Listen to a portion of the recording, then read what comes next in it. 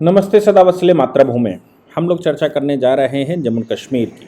जम्मू कश्मीर में आर्टिकल 370 और जम्मू कश्मीर का जो लोकल स्टेट लिस्ट थी, यानी कि जिसको कॉन्स्टिट्यूशन कहा जाता था, उसके एब्रोगेशन के बाद, यानी कि उसमें आर्टिकल 35 कैपिटल ए भी शामिल था।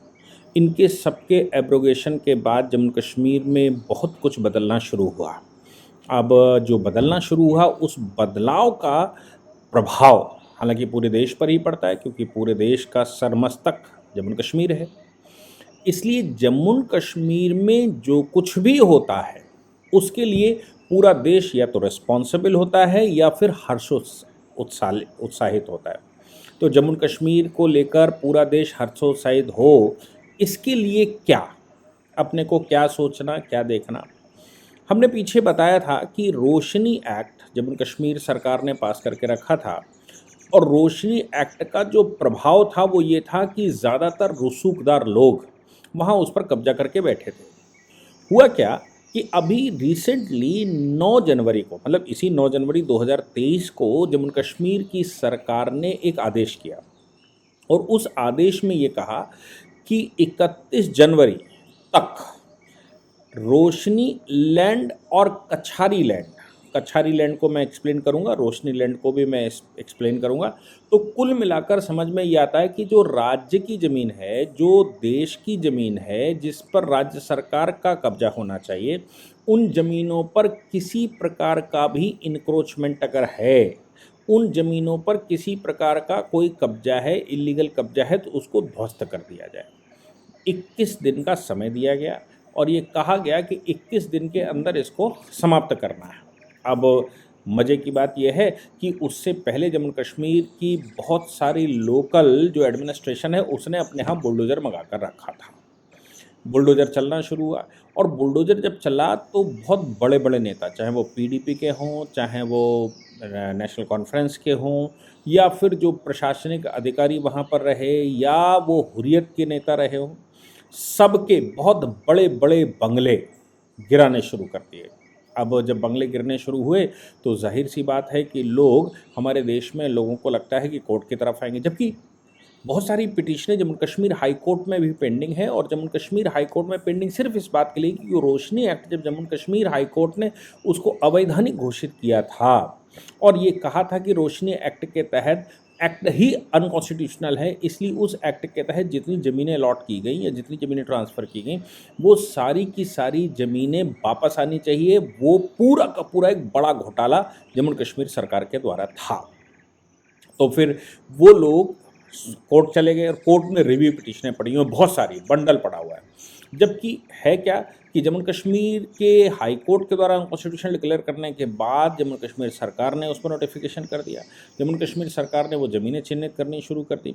हालांकि उसके पीछे, रोशनी एक्ट के पीछे, 2 कारण। एक कारण तो ये है कि आर्मी इन्हीं ज़मीनों पर ज़्यादातर अपना टिकासरा डालती है, और जो वहाँ टेररिज्म चलता है उसको न्यूट्रलाइज करती है। तो वहाँ पॉलिटिशियंस ने जो दिमाग लगाया, वो दिमाग ये लगाया कि क्यों ना इन ज़मीनों को, जो सरकार की ज़मीनें हैं, जो ज़मीनें प्राइवेट इंडिविजुअल लैंड नहीं हैं, उन ज़मीनों को अलॉट कर दिया जाए। तो एक काम ये होगा कि जो फोर्सेस आती हैं उनके पास ज़मीन नहीं होगी, वो कहाँ टिकेंगे, वो कहाँ कॉम्बिंग करेंगे, वो कहाँ लंबे स्तर पर काम करेंगे। दूसरा ये भी होगा कि जो वहाँ पर शक्तिशाली लोग हैं, चाहे वो हुर्रियत के हों, चाहे टेररिस्ट ऑर्गेनाइजेशनों के हों, चाहे वो अलगाववादी हों, या फिर वो पीडीपी, एनसी या किसी अन्य पार्टी के बड़े रसूखदार लोग, जो वहाँ पूरी गड़बड़ फैलाते हैं, उन लोगों को ज़मीनें अलॉट कर दी जाएँ, तो कम से कम वो खुद बैठ भी जाएंगे, और आर्मी और पुलिस को भी वहाँ से किसी न किसी तरह से पीछे ढकेल पाएंगे। लेकिन दुर्भाग्य उनका कि अमित शाह जी या मोदी जी सरकार में बैठ गए, और मोदी जी के बैठने के बाद उन्होंने अगस्त 2019 को उसको उड़ा ही दिया। उड़ाने के बाद ये सब काम चालू हुआ, चाहे वो जम्मू कश्मीर बैंक का मामला हो, चाहे वो जम्मू कश्मीर क्रिकेट एसोसिएशन का मामला हो, चाहे वो कछारी भूमि या रोशनी लैंड का मामला हो, या राज्य की कोई और लैंड का मामला हो, या फिर वो मामला हो राज्य के कर्मचारियों का, जो कि पैसा तो देश से लेते हैं, पैसा तो सरकार देती है, लेकिन वो अपनी सोशल मीडिया पर या किसी प्रकार की ऐसी एक्टिविटी भारत विरोधी गतिविधियों में करते हैं। इन सब पर धीरे धीरे करके लगाम लगाना शुरू हुआ है, एक एक करके वहाँ काम शुरू हुआ है। अब बुलडोजर का जिक्र आए और उत्तर प्रदेश याद ना आए, क्योंकि मनोज सिन्हा साहब जो वहाँ के गवर्नर हैं वो मूलतः उत्तर प्रदेश से हैं। और ऐसी भी अटकलें लगाई जा रही हैं कि योगी जी के शपथ लेने से पहले लोगों ने ये घोषणाएं कर दी थी कि मनोज सिन्हा साहब उत्तर प्रदेश के मुख्यमंत्री होने वाले हैं। अब उत्तर प्रदेश के मुख्यमंत्री की अगर रेस में थे भी, तो भी जहां उनको पावर मिली, हालांकि वो गवर्नर की पावर मुख्यमंत्री से भी ज़्यादा है, तो गवर्नर की पावर मिली तो वहां पर बुलडोजर चलना स्वाभाविक था। उन्होंने बुलडोजर चलाना लगातार शुरू कर दिया। अब बुलडोजर चलने लगा तो फिर लोग सुप्रीम कोर्ट चले आए। सुप्रीम कोर्ट जब 9 जनवरी के ऑर्डर को चैलेंज किया गया तो honourable justice M R Shah, honourable justice B Nagarathna की अदालत में वो मामला पड़ा। अदालत से पहले उन्होंने कहा कि साहब इस पर स्टे कर दिया जाए और इसको स्टे करके और वहीं पर रोक दिया जाए। हालांकि कोर्ट ने कहा कि हम इस पर स्टे नहीं कर सकते। 31 जनवरी की उन्होंने तारीख लगाई थी और 31 जनवरी को उन्होंने कहा आपके पास जो भी डॉक्यूमेंट है वो लेकर चले आओ, अब जो भी क्लेम आपका बनता है वो चले आओ, हम अभी वहाँ किसी प्रकार से स्टे नहीं दे सकते।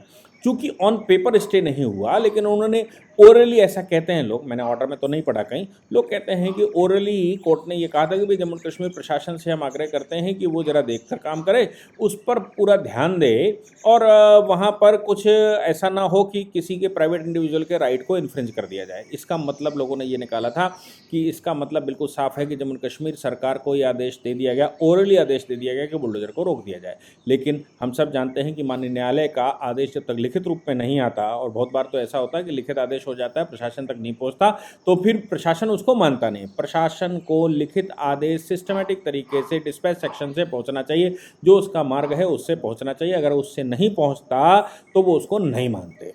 अब honourable justice M R Shah और बी वी नागरत्ना के मामले में हम सब जान ही रहे हैं कि कितने सारे ऑर्डर्स ऐसे हुए हैं सुप्रीम कोर्ट के जहां वो 5 जजों की बेंच का हिस्सा थी, लेकिन उन्होंने डिसेंडिंग ऑर्डर दिया।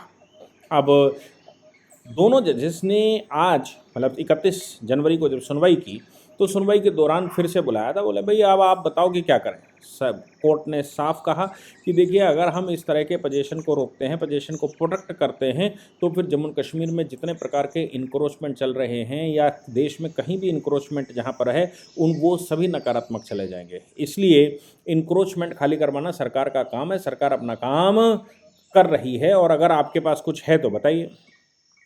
ऐसी बहस होते समय जो पिटिशनर गए थे, पिटिशनर ने ये कहा कि साहब रोशनी एक्ट चूंकि अनकॉन्स्टिट्यूशनल डिक्लेयर हो चुका है, कोर्ट ने कहा रोशनी एक्ट अनकॉन्स्टिट्यूशनल डिक्लेयर हो चुका है, और जो कछारी लैंड है, कछारी लैंड उसको कहते हैं जो गांव की ग्राम पंचायत की ज़मीन होती है, एक तरह से ऐसे मानो ग्राम पंचायत की एक ज़मीन, ऐसी कछारी लैंडों को दूसरे तरह से हम ग्रोव लैंड भी कह लेते हैं, या फिर वहाँ जो ज़मीन ऐसी खाली छोड़ दी जाती है कि वो गांव की सामूहिक ज़मीन होगी, गांव के वहाँ चारागाह बने होंगे, गांव के मतलब जो फंक्शन वगैरह होते हैं और कुछ काम होते हैं, हम जनरली देश में उसको ग्राम पंचायत की ज़मीन कहते हैं कि ग्राम पंचायत की ज़मीन है, सब लोग इस्तेमाल करेंगे।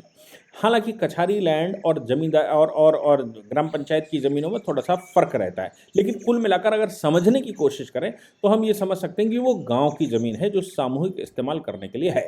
उन ज़मीनों पर लोगों ने घर बना लिए।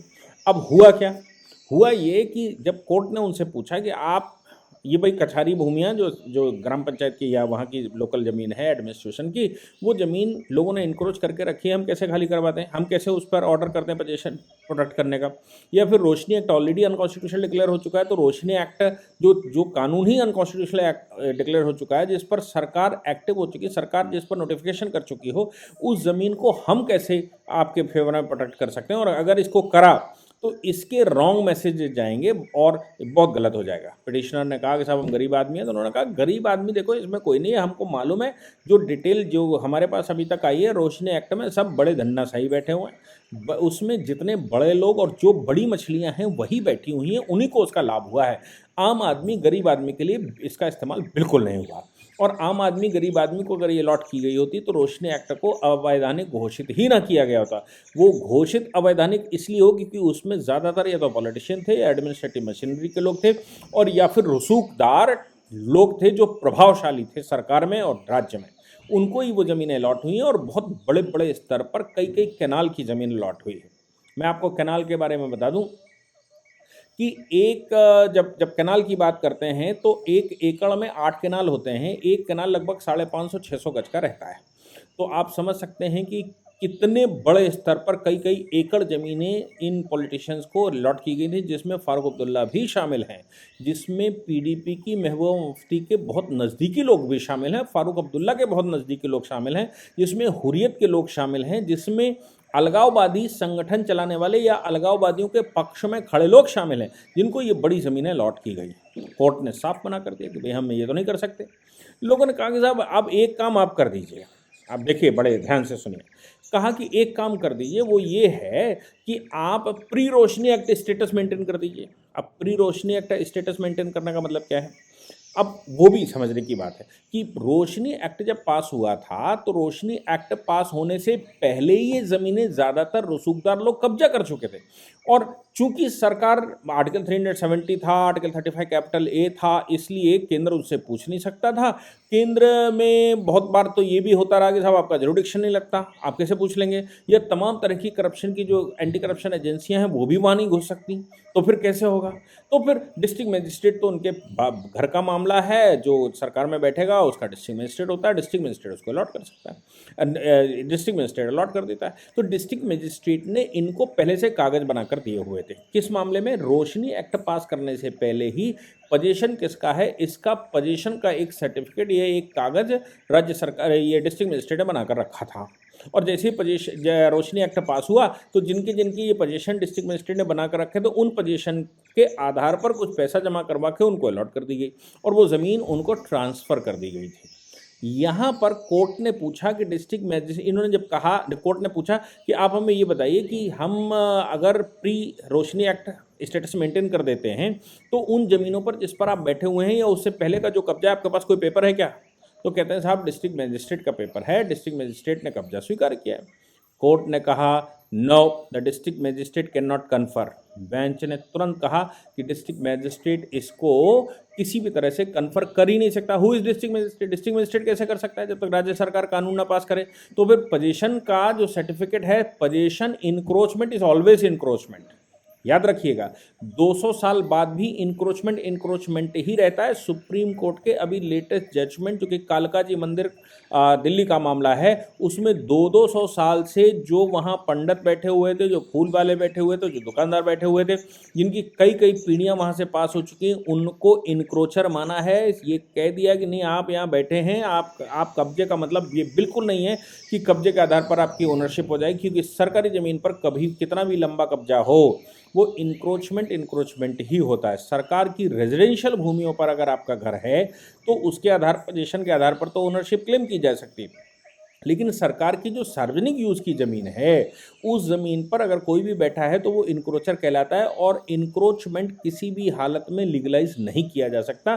दिल्ली का राजेंद्र नगर उसका एक बड़ा इलस्ट्रेशन है। आपको याद होगा 2006-07 में राजेंद्र नगर पूरा तोड़ दिया गया था, ये उसका बड़ा इलस्ट्रेशन है। इसलिए ऑनरेबल कोर्ट ने साफ कहा कि भाई देखो, हम इसमें कुछ नहीं कर सकते। जम्मू कश्मीर का जो सर्कुलर है, उस सर्कुलर पर ना तो स्टे कर सकते हैं, ना उसको रोका जा सकता है, और इसमें हम आपकी कोई मदद नहीं कर सकते।